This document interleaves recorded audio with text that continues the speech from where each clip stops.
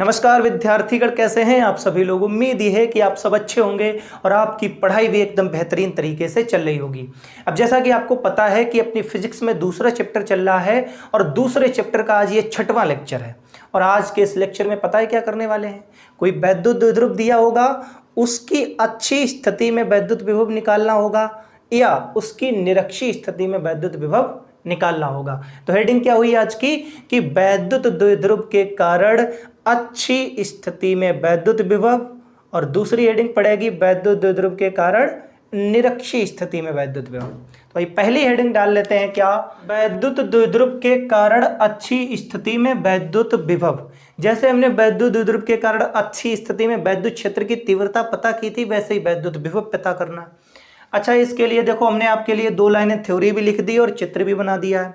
चित्र में क्या बनाया है, चित्र में एक वैद्युत द्विध्रुव है जिसके मध्य बिंदु से, मध्य बिंदु O मान लेते हैं, मध्य बिंदु O से स्मॉल r दूरी पर कोई बिंदु P है जहां पर हमें वैद्युत विभव ज्ञात करना है। अच्छा, इस द्विध्रुव की लंबाई को 2l मान लेते हैं।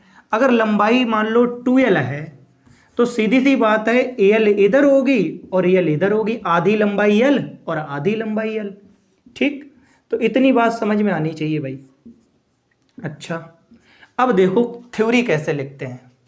कुछ नहीं करना, पहले हेडिंग डालनी है, थोड़ी थ्योरी लिखनी है, फिर डेरिवेशन कर देना है बिंदु P पर विभव ज्ञात करने का। देखो ध्यान से, माना कि एक वैद्युत द्विध्रुव है जिसके आवेश -q तथा +q है और इनके बीच की दूरी 2l है तथा मध्य बिंदु O से स्मॉल r दूरी पर स्थित बिंदु P पर हमें वैद्युत विभव ज्ञात करना है। भाई यही तो टारगेट है अपना कि द्विध्रुव के कारण अच्छी स्थिति में वैद्युत विभव ज्ञात करना है। ठीक, तो ये बिंदु P कहां पर है, उसकी अक्ष पर है। अगर ऐसे होता, कहीं यहां होता तो हम कहते निरक्ष पर है। तो अच्छी स्थिति में ज्ञात करेंगे भाई। ठीक, एक बार और मैं थ्योरी बोल देता हूं, क्या कि माना कि एक वैद्युत द्विध्रुव जिसके आवेश -q तथा +q है, जिनके बीच की दूरी 2l है, इसके मध्य बिंदु O से स्मॉल r दूरी पर स्थित किसी अच्छी बिंदु P पर हमें वैद्युत विभव ज्ञात करना है। ठीक, और वही पूरी बात यहां तक मैंने लिखी हुई है। अब कैसे ज्ञात करेंगे पता है, पहले -q आवेश के कारण पता कर लेंगे, फिर +q आवेश के कारण पता कर लेंगे, दोनों को जोड़ देंगे। ठीक, क्योंकि विभव अदिश राशि है। देखो भाई ध्यान से, सबसे पहला काम क्या करेंगे, सबसे पहले कहेंगे -q आवेश के कारण बिंदु P पर वैद्युत विभव।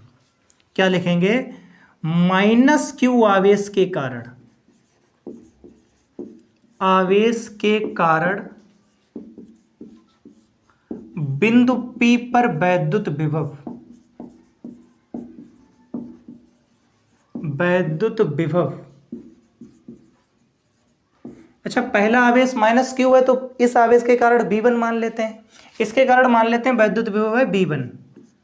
बताओ, बिंदु आवेश है, अब तो ये एक ही तो आवेश है, इसके कारण विभव का फार्मूला हमने बताया था 1/4 pi epsilon not into Q/R, Q/R। लेकिन Q की जगह पर हमारा -q है। R जो दूरी है वो कितनी है, इस आवेश से लेकर यहां तक की दूरी ली जाएगी। भाई आवेश से लेकर के बिंदु P तक की दूरी अब केवल R थोड़ी है, अब R से L एक्स्ट्रा है, यानी ये जो दूरी है यहां से यहां तक की वो R + L होगी। क्यों, ये दूरी R और इधर L तक जुड़ जाएगी, तो R की जगह पर R नहीं अब आएगा R + L।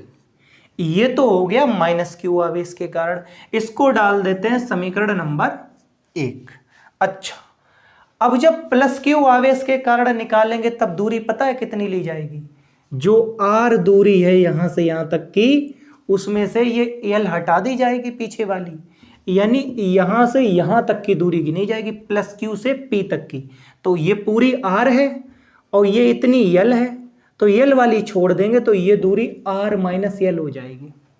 भाई दूरी तो घटाना आना चाहिए आपको कि यहां से यहां तक की R है, उसमें से L हटा दी तो यहां से लेकर यहां तक की R - L रह जाएगी ना।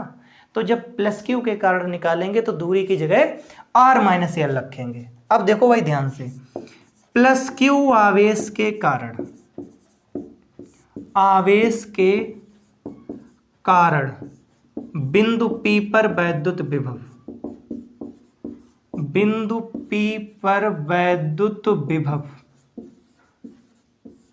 Plus Q. अब इसके कारण बिंदु P पर वैद्युत विभव क्या कहेंगे, V2 बराबर 1/4πε0 इंटू प्लस क्यू के कारण plus upon R minus L. आपको समझ रहे होंगे 1/4πε0 क्यू अपॉन आर होता है, आर की जगह आर माइनस एल, क्यों, क्योंकि प्लस क्यू से लेकर पी तक की दूरी इस बार आर माइनस एल है। इसे कह देते हैं, समीकरण ना डालो, सीधे लिखेंगे क्या, अतः बिंदु P पर कुल विभव, कुल विभव निकालने के लिए क्या करेंगे, V1 और V2 को जोड़ देंगे भाई। इसके कारण V1 है, इसके कारण V2 है, तो टोटल निकालने के लिए दोनों को जोड़ दिया जाएगा। जल्दी से लिखो, इसको मिटा देते हैं फिर आगे बढ़ाते हैं।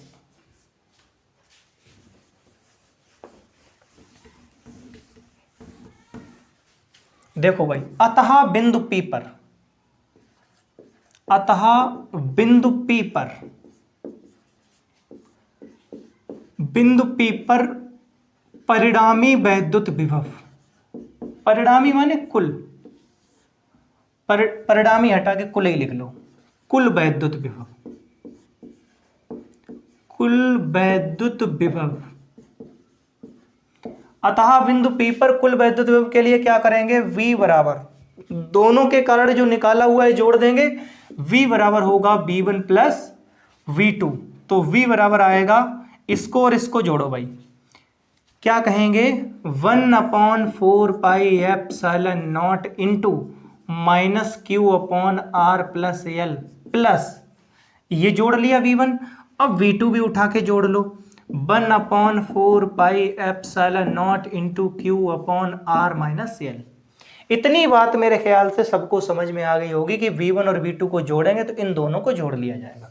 ठीक, अब देखो भाई ध्यान से, 1/4πε0 दोनों तरफ है, इसको बाहर निकाल लेंगे, Q भी दोनों तरफ है, उसको भी बाहर निकाल लेंगे, तो बराबर आएगा Q/4πε0। इतना मामला तो बाहर आ गया है, तो ये आ गया बाहर, Q आ गया, तो माइनस का 1/r प्लस एल बचा होगा, प्लस Q और ये निकल आया तो 1/r माइनस एल बचा होगा। ठीक, अब इसको आगे पीछे कर लेते हैं, प्लस वाले को आगे लिख लेते हैं, माइनस वाले को पीछे लिख देते हैं। जैसे भाई लिखा कहीं -2 + 3, इसको ऐसे भी तो लिखा जा सकता है 3 - 2, 3 को आगे कर लिया प्लस का, 2 को पीछे कर दिया माइनस का। देखो ध्यान से, बराबर Q अपॉन होगा 4πε0 इंटू, ये आगे करो 1/r माइनस एल, और माइनस का ये पूरा पीछे 1/r प्लस एल। बताओ भाई, इतनी बात समझ में आई कि 1/r माइनस एल इधर कर लिया, माइनस में ये वाली चीज पीछे कर दी। ठीक, बराबर क्या होगा, Q/4πε0। भाई काम करो, इधर गुणा, नीचे का नीचे गुणा, इधर गुणा करेंगे तो आएगा r प्लस एल। अब माइनस, अब ये चीज का इधर गुणा होगा। देखो जब भी माइनस आता है तो चिन्ह सब बदल दिए जाते हैं, -r, और ये माइनस गुणा होगा तो प्लस का एल। अब अगर ये कैलकुलेशन अगर तुम्हें नहीं समझ में आती तो भाई 12th के स्टूडेंट होकर क्या कर रहे हैं आप।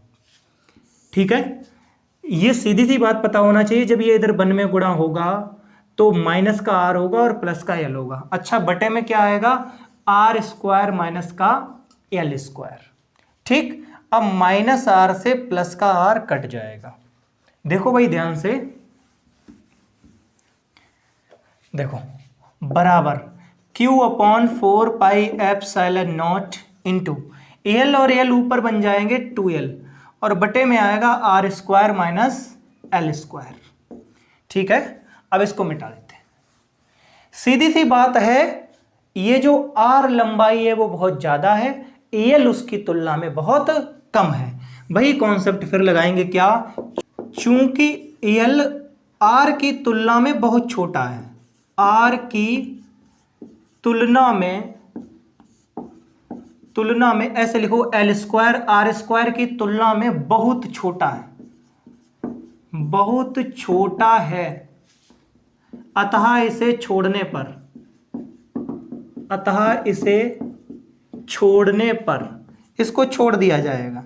जैसे भाई 1,01,000 रुपए हैं तुम्हारे किसी के पास, वापस लेने हैं, तुम कहोगे 1 रुपए छोड़ दो, 1,00,000 ही वापस करो, बात खत्म।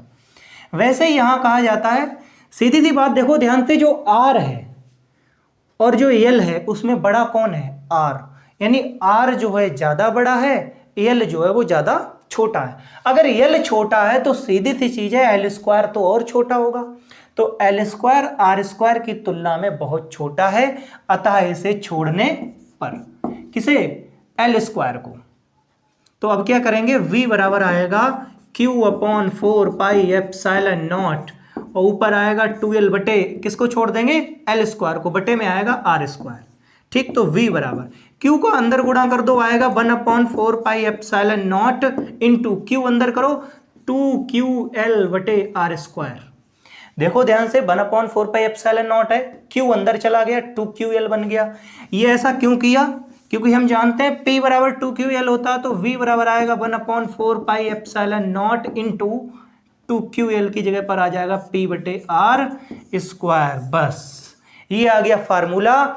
इसके नीचे हम लिख देंगे क्या, यही वैद्युत द्विध्रुव के कारण अच्छी स्थिति में वैद्युत विभव का सूत्र है। ठीक, इसे नोट डाउन कर लें भाई, आगे की चीजें अगली क्लास में होंगी।